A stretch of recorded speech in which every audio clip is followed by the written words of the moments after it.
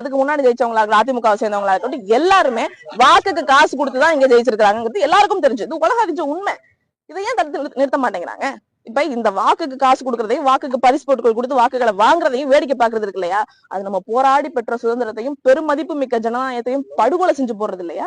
இதையும் வேடிக்கை பாக்குது மாவட்ட நிர்வாகம், இதையும் வேடிக்கை பாக்குது தேர்தல் ஆணையம்.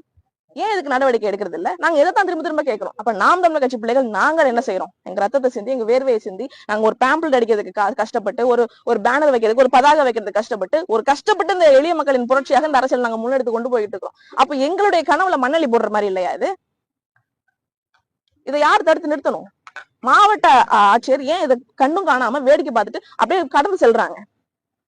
இவங்க தகுதி நீக்கம் செய்யணும். அது திமுகவா இருந்தாலும் சரி, அதிமுகவா இருந்தாலும் சரி. வாக்குக்கு காசு கொடுக்கறதையும், வாக்குக்கு இந்த இலவச பொருட்களை கொடுத்து வாக்குகளை பெறதையும், இப்படி செய்யக்கூடிய அந்த வேட்பாளர்களை தகுதி நீக்கம் செய்யணும். டெர்மினேட் பண்ணுங்க, தகுதி நீக்கம் செய்யுங்க. அதான் நாங்க கேட்கிறோம். பரிசு பொருட்கள் ஆமாண்ணே. இப்ப நான் என்ன கேக்குறேன், ஒவ்வொரு வண்டியும் வெளியே போகுது அப்படின்னா அந்த வண்டியை சோதனை தேர்தல் ஆணையம் இவ்வளவு பரிசு பொருட்களை கொண்டு போயிருக்கிறாங்களே, ஒவ்வொரு பூத் வாரியா காசே போய் சேர்ந்துருச்சுன்னு. ஒவ்வொரு பூத் வாரியா இந்த பூத்துல இருக்கக்கூடிய மக்களுக்கு, வாக்காளர்களுக்கு காசு கொடுக்கணும், எவ்வளவு காசு கொடுக்கணுங்கிறத கணக்கு செஞ்சு அந்த காசே போய் சேர்ந்துருச்சு. இதை ஏன் இவங்க கண்டுக்கல? பறிமுதல் செஞ்சிருக்கிறது உண்மையா பொய்யா? அந்த புகைப்படம் எத்தனை நீங்க பாத்துருப்பீங்க, செய்திகள்ல வந்துச்சு. உண்மையா பொய்யா? அவ்வளவு பொருட்கள் பறிமுதல் செஞ்சிருக்காங்கல்ல. இது இங்க இருந்து கடத்தும் போது நீங்க எப்படி கடத்தப்பட்டுச்சு? எப்படி நீங்க வேடிக்கை பாத்தீங்க? அடையாளம் காட்டல. வாக்காளர் பட்டியலும் பறிமுதல் செய்யப்பட்டிருக்கு. வாக்காளர் பட்டியலும் இத்தனை பட்டியல இருக்கக்கூடிய பெண்களுக்கு நாங்க கொடுக்க போறோங்கிற அந்த பட்டியல் இருக்கு இல்லையா, அதோட பறிமுதல் செஞ்சிருக்கு. எங்க கிட்ட அவங்க பேசின குரட்பதிவு இருக்கு. பட்டியல வந்துச்சு சார், லிஸ்ட், ஓட்டர்ஸ் லிஸ்டோட நாங்க பறிமுதல் செஞ்சிருக்கோம் அவங்க சொல்றாங்க. ஆனா அந்த ஓட்டர்ஸ் லிஸ்ட் எங்க கணக்கு காமிக்கல. ஏன் காமிக்கல? அதே மாதிரி அதிமுக திமுக வேட்பாளர் ஒண்ணு அறிவிக்கப்படல. அப்படி இருக்கும்போது யார் மேல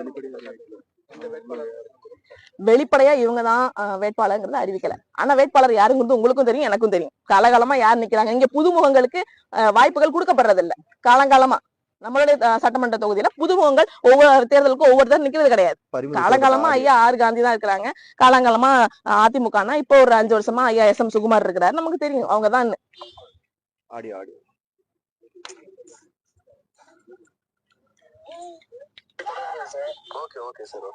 அது பிளஸ் அது இல்லாம அவர் உள்ள பார்க்கும்போது அந்த லிஸ்ட் யார் யார் கொடுத்தன்ற மாதிரி லிஸ்ட் ஒண்ணு கேப்சர் பண்ணலாம் சார். ஓகே. யார் கவுன்சிலர் வீட்லயா? கவுன்சிலர் வீட்ல 7 கூட தான் இருந்துச்சு. அவங்க ரொம்ப நேரம் இதுல தரகல லிஸ்ட் இருக்குன்னு தான் சொல்றாரு இல்லையா? பிரஸுக்கு கொடுக்கல லிஸ்ட். அப்ப எத்தனை பொருட்கள் பறிமுதல் செஞ்சிருக்கிறோம், என்னென்ன செஞ்சிருக்கிறோம் காப்பாத்துறீங்க? தேர்தல் பிரச்சாரம் எப்ப தொடங்க போறீங்க? நாங்க தொடங்கி அமோகமா நடந்துகிட்டு இருக்கோம்ல.